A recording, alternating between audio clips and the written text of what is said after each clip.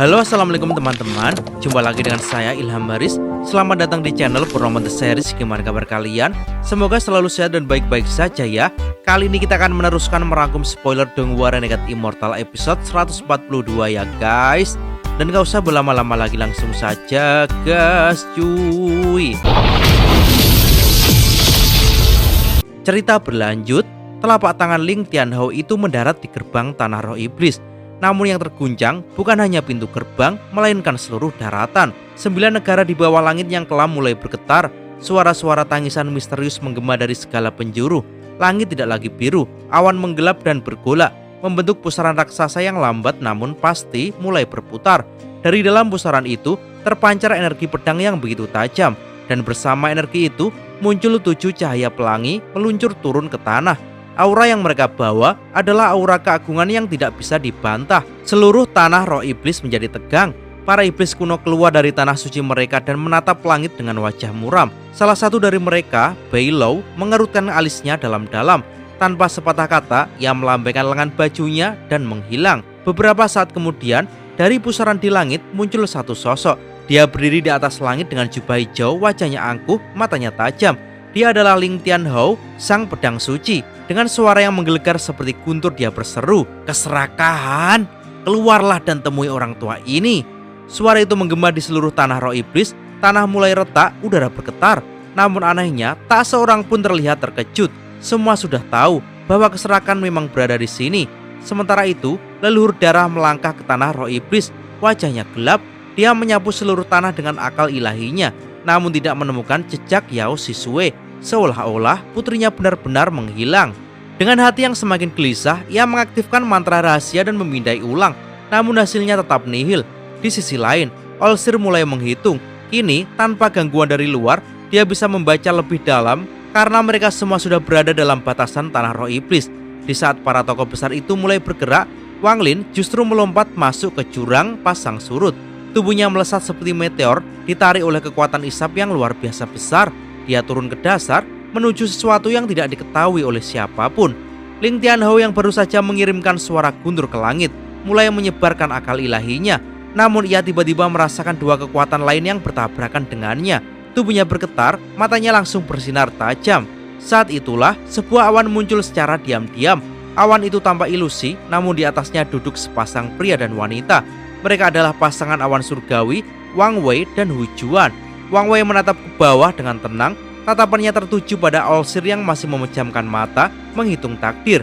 Wang Wei tersenyum. "Rekan kultivator, lama tidak bertemu." Hu Juan pun tersenyum samar, namun tetap diam. Ling Tianhao segera menyela dengan dingin. "Rekan Wang, aku tahu keserakahan bersamamu. Serahkan dia, aku punya pertanyaan penting." Wang Wei tersenyum pada Hu Juan. "Lihat, setelah bertahun-tahun, temperamen sang pedang suci bukannya menurun, malah semakin parah." Hu Juan menjawab pelan. Wajar saja, dia sedang khawatir tentang murid-muridnya. Namun jelas terlihat Ling Tianhao sedang menahan amarahnya. Jika bukan karena dia mengetahui kekuatan pasangan ini, dia mungkin sudah menyerang. Wang Wei lalu menampar tas penyimpanannya. Dua orang langsung terbang keluar, Chen Long dan Keserakahan. Chen Long langsung berlutut, air matanya jatuh. "Tuan, itu dia. Dialah yang menjebak kami semua." Keserakahan hanya berdiri di belakang Wang Wei dan Hu Juan. Ekspresinya tenang seolah tak terjadi apapun. Ling Tianhao menatapnya tajam. "Keserakahan, kamu benar-benar punya nyali." Namun Keserakahan tetap tenang. "Aku hanya menciptakan kabut ungu. Aku tidak membunuh siapapun. Jangan menuduh tanpa bukti."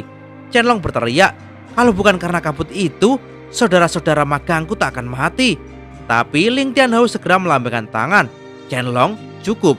Matanya masih tertuju pada Keserakahan. "Di mana tokennya?" Keserakahan menarik nafas panjang, ekspresinya pahit. "Percaya atau tidak, aku bersumpah atas seluruh kultivasiku, token itu tidak ada padaku." Tatapan Ling Tianhao tidak bergeming, dia menunggu penjelasan lebih lanjut. Dan saat itulah semua perhatian mulai terpusat pada Keserakahan. Bahkan Olsir kini membuka matanya. Di bawah tekanan, Keserakahan pun berbicara. "Token itu diambil oleh Wang Lin, dan dialah yang membunuh para murid pedang suci Dalau." Ling Tianhao menatap Chen Long. Chen Long ragu lalu berkata, "Tuan, aku hanya melihat Wang Lin memegang token, tapi dia memang membunuh beberapa saudara magang kita." Olsir tiba-tiba menatap ke arah timur dan berkata pelan. Dia mencoba melarikan diri. Tatapan Olsir menembus ke dasar lubang jurang pasang surut, tepat ke arah Wang Lin. Begitu melihatnya, ia mulai menembus gaya isap itu mengikuti jejak Wang Lin. Semua monster tua lainnya pun ikut menyebarkan akal ilahi mereka. Mereka melihat formasi pedang bintang 7 mengelilingi Wang Lin, tubuhnya melesat lebih cepat. Wang Lin akhirnya mencapai dasar dan berdiri di depan pusaran. Sebelum masuk, dia menoleh ke atas dan berkata, ada bukan 3, tapi 4 gua palsu. Semua terdiam, namun leluhur darah tersentak. Gua keempat adalah rahasia yang hanya dia dan Yao Sisue ketahui. Ucapan Wang Lin itu adalah sindiran tajam sekaligus umpan. Seketika setelah berkata begitu, Wang Lin masuk ke dalam pusaran. Tak satu pun bisa mengejarnya. Kekuatan pusaran itu adalah kekuatan yang menghubungkan 2 sistem bintang. Dan saat Wang Lin menghilang, tatapan leluhur darah mengeras. Ia merasakan aura Yao Sisue ada pada Wang Lin. Wang Lin, di mana putriku? Teriaknya marah, namun yang tersisa hanyalah keheningan. Kalimat terakhir Wang Lin mengguncang semua orang. Mereka mulai curiga pada leluhur darah. Dan leluhur darah tahu dia sedang berada di bawah sorotan. Dengan suara berat dia berkata, memang benar ada gua palsu keempat. Tapi Wang Lin lah yang menempatinya. Dan dia memiliki token. Kalau dia tidak ditangkap, kita semua tak akan bisa masuk ke gua yang sebenarnya. Semua monster tua kini sadar, pusaran ini adalah gerbang menuju sistem bintang All Heaven. Tapi tidak ada satupun dari mereka yang bisa masuk. Kekuatan itu terlalu besar. Ling Tianhou akhirnya menyarankan, kita kirim 1 orang. Orang itu adalah keserakahan. Dia akan membawa harapan terakhir mereka. Dengan syarat, semua monster tua akan meninggalkan batasan pada tubuhnya, agar keserakahan tidak bisa kabur dan hanya bisa pulang jika membawa Wang Lin. Xin beralih di sistem bintang All Heaven. Cahaya bintang terang memancar ke segala arah tak terbendung. Di tengah hamparan luas jagat raya, sistem bintang ini membentang seperti lautan cahaya tanpa tepi, besar, kompleks, dan penuh rahasia. Tidak seperti sistem bintang lain yang tersembunyi, All Heaven dikenal oleh hampir semua pembudidaya. Di bawah kekuasaan 4 alam surgawi, angin, hujan, guntur, dan cahaya, terbentang dunia kultivasi yang saling terhubung. Namun, sistem ini tak diatur oleh sekte besar atau aliansi yang menyatukan mereka. Tidak ada sekte, hanya keluarga budidaya. Dan yang dihargai di sini bukan sekedar kekuatan, tapi garis keturunan. Di satu sudut dari sistem All Heaven, 4 sinar cahaya melesat di antara bintang. 3 pria dan 1 wanita. Mereka tampak muda, tapi kekuatan mereka tidak bisa diremehkan. Ketiganya berada di tahap awal transformasi jiwa, sementara sang wanita telah mencapai tahap menengah. Dia adalah Ran Yu, seorang kultivator berbakat dari keluarga Ran di planet Ranyun. Cantik, anggun, namun aura dingin di sekelilingnya seolah menandakan bahwa dia bukan sosok yang bisa diremehkan.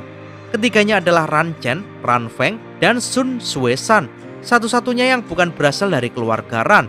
Namun saat ini wajah mereka pucat, tatapan mereka terus menoleh ke belakang, dikejar oleh ancaman yang tak kasat mata. Kabut kelabu bergulung dari belakang mereka seperti tsunami yang hendak menelan segala.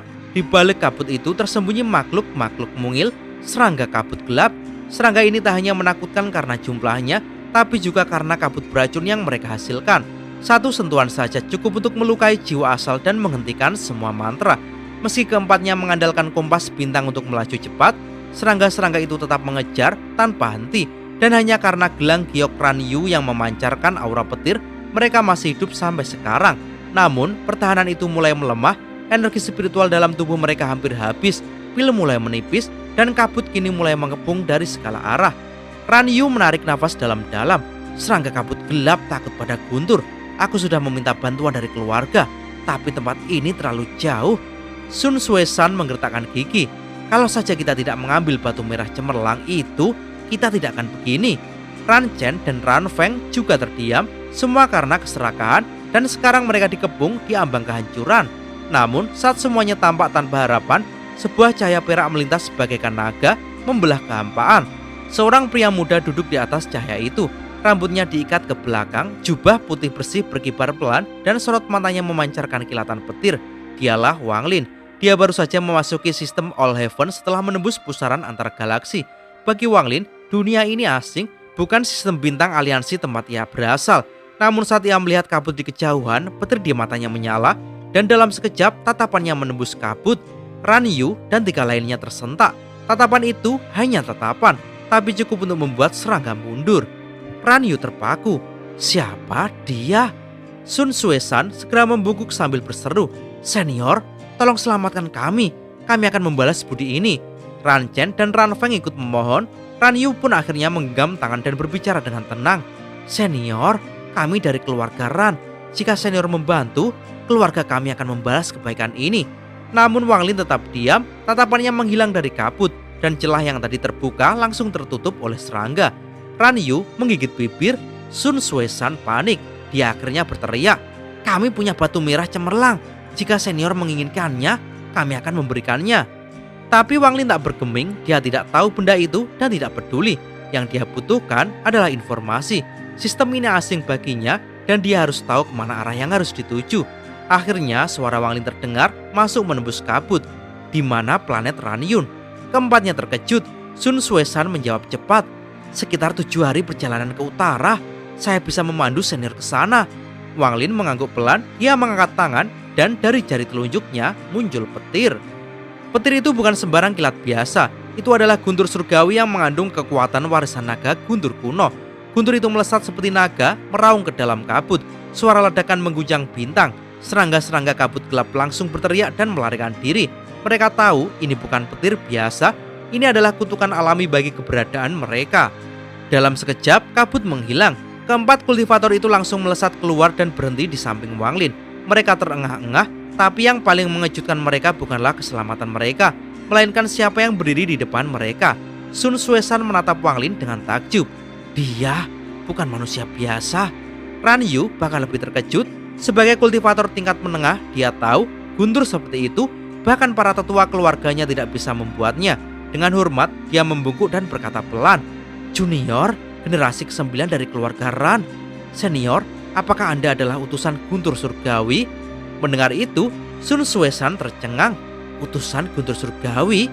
Jika itu benar, maka kedatangan Wang Lin ke planet Ranyun bisa jadi akan mengubah nasib satu keluarga dan mungkin satu dunia. Utusan guntur surgawi? Wang Lin menatap mereka tanpa berkata sepatah kata pun. Tak membenarkan dan tak pula menyangkal. Wajahnya tenang tanpa ekspresi, namun justru itulah yang membuat sosoknya semakin misterius di mata mereka. Ran Yu yang cerdas langsung menyadari sesuatu. Meski petir yang dilepaskan Wang Lin luar biasa, status utusan guntur surgawi bukan gelar yang bisa diberikan sembarangan. Namun satu hal yang membuatnya benar-benar gelisah. Ia tidak bisa merasakan kedalaman kultivasi Wang Lin. Seolah-olah pria ini berada di dimensi lain yang tak bisa ia jangkau. Sementara itu, Sun Xuesan yang sejak awal begitu terkesan, kini benar-benar terhipnotis. Dalam benaknya, Wang Lin adalah dewa guntur yang turun dari langit, tak bisa dibantah dan tak boleh diragukan. Dengan penuh hormat, ia berkata, "Jika senior ingin menuju planet Ranyun, izinkan junior untuk memandu jalan." Wang Lin mengangguk pelan. Ia melesat dengan cahaya perak, dan keempatnya segera mengikuti di belakang, penuh rasa hormat tapi juga ketakutan. Namun tak lama kemudian, Wang Lin mengerutkan alis. Terlalu lambat. Dengan kecepatan mereka, butuh 7 hari penuh untuk tiba. Maka Wang Lin memilih untuk memperlambat dirinya dan berjalan berdampingan, memanfaatkan waktu ini untuk menyelami dunia yang asik ini. Suara Wang Lin terdengar pelan namun tegas. Apa planet budidaya lain di sekitar Ranyun? Sun Xuesan menjawab dengan cepat. Planet Ranyun berafiliasi dengan planet 1000 ilusi, salah satu dari 5 planet utama di domain utara. Wang Lin sedikit terkejut. 1000 ilusi, nama ini terlalu familiar. Liu Mei, murid Zukuzi, berasal dari tempat yang mengandung nama itu, domain ilusi kejam. Namun ini adalah sistem bintang lain, tak mungkin ada hubungan, bukan? Ran Yu lalu berbicara dengan lembut. Senior telah menyelamatkan kami semua, tapi kami belum tahu siapa nama senior.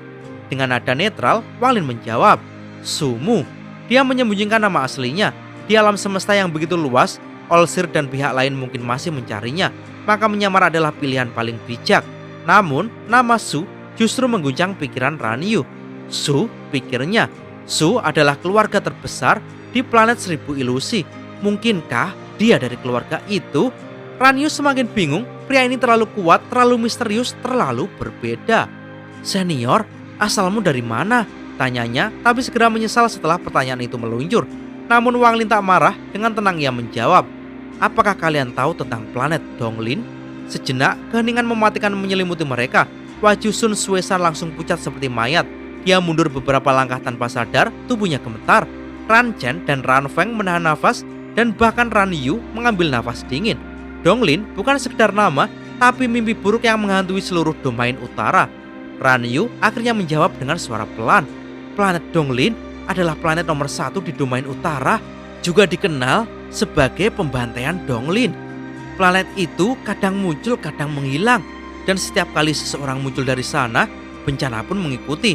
Pernah ada satu kultivator dari planet itu yang membantai satu keluarga kultivator sampai ke akar-akarnya.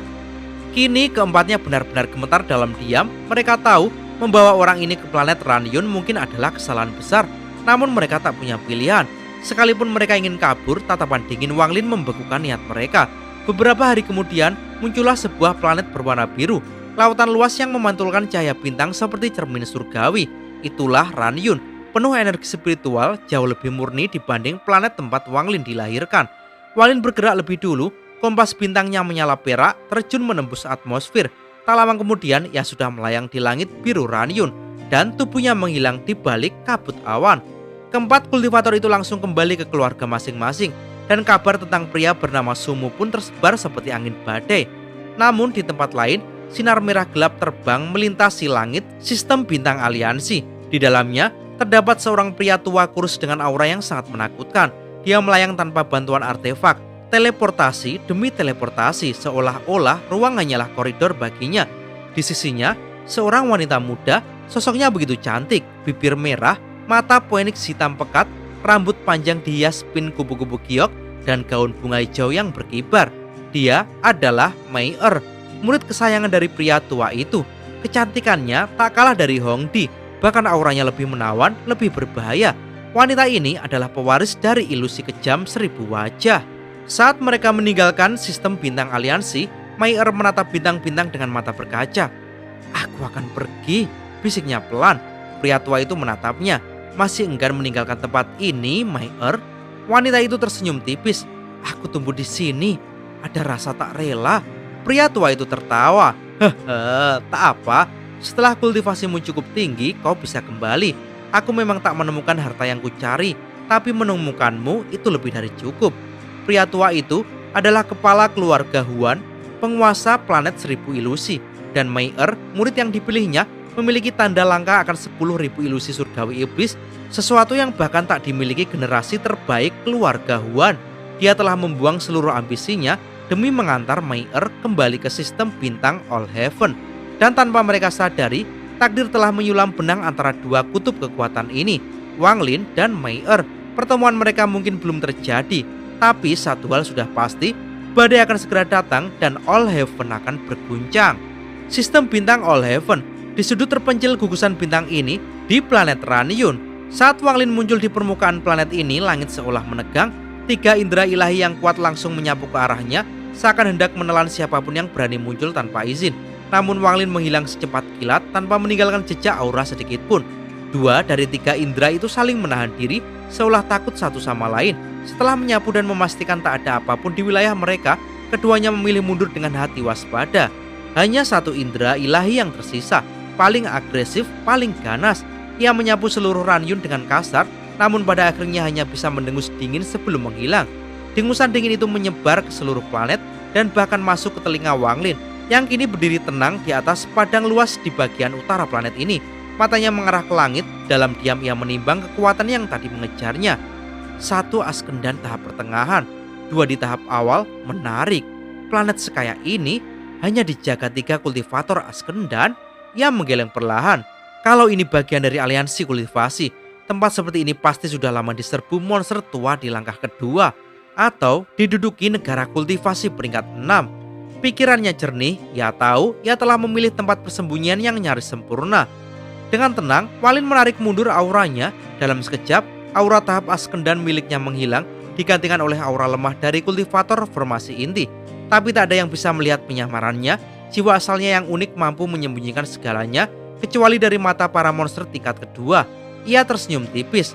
Olsir dan rekan-rekannya mungkin mencariku di sistem ini, tapi mereka tak akan menyangka bahwa aku justru bersembunyi di planet kecil seperti ini.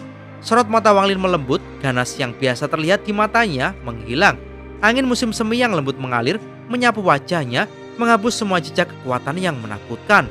Ia mengeluarkan pedang terbang dan mulai melayang ke udara. Penampilannya perlahan berubah, tak lagi seperti Wang Lin yang dikenal siapapun.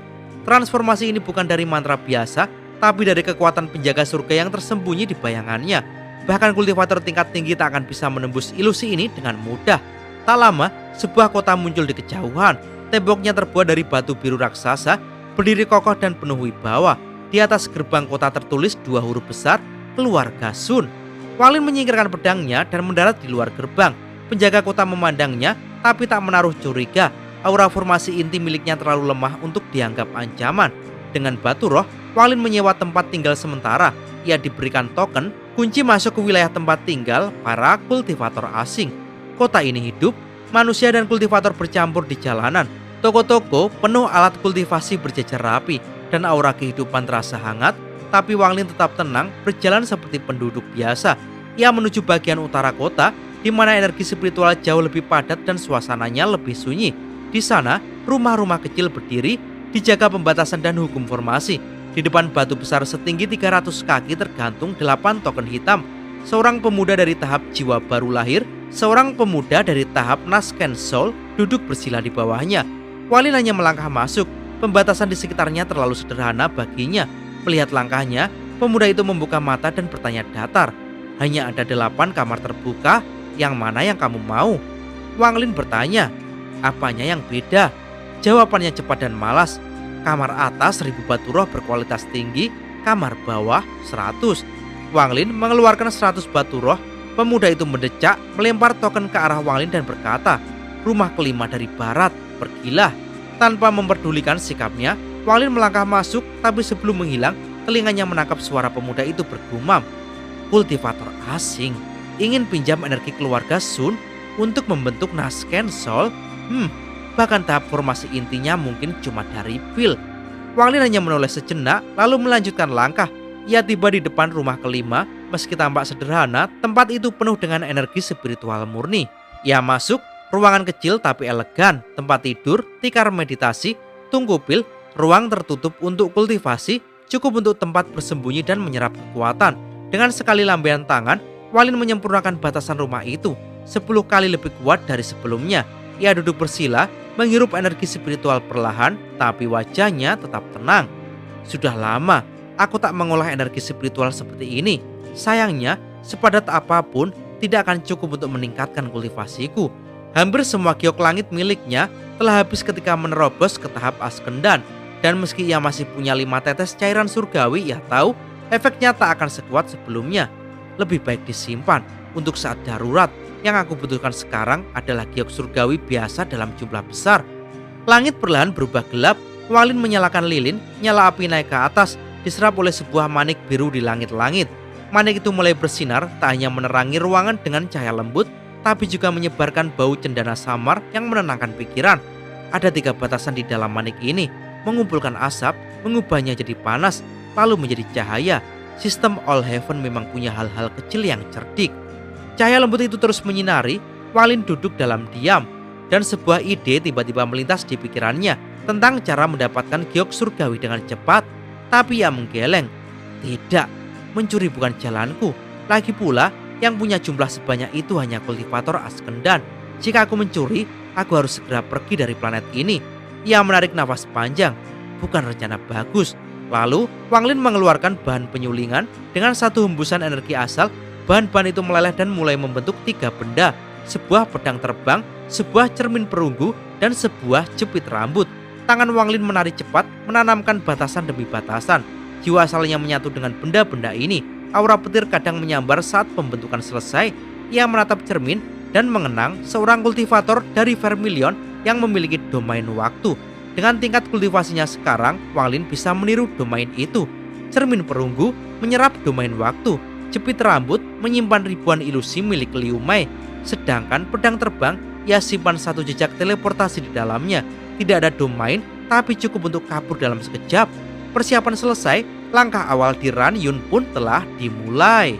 Dan cerita pun bersambung. Oke teman-teman, terima kasih sudah nyimak alur cerita kali ini sampai habis. Semoga teman-teman terhibur. Kurang lebihnya mohon maaf ya. Yang namanya spoiler pastinya ada yang meleset soal detail cerita dan episodenya ya. Oke, jangan lupa terus dukung channel ini agar terus berkembang. Dan sampai jumpa di episode selanjutnya. Bye-bye.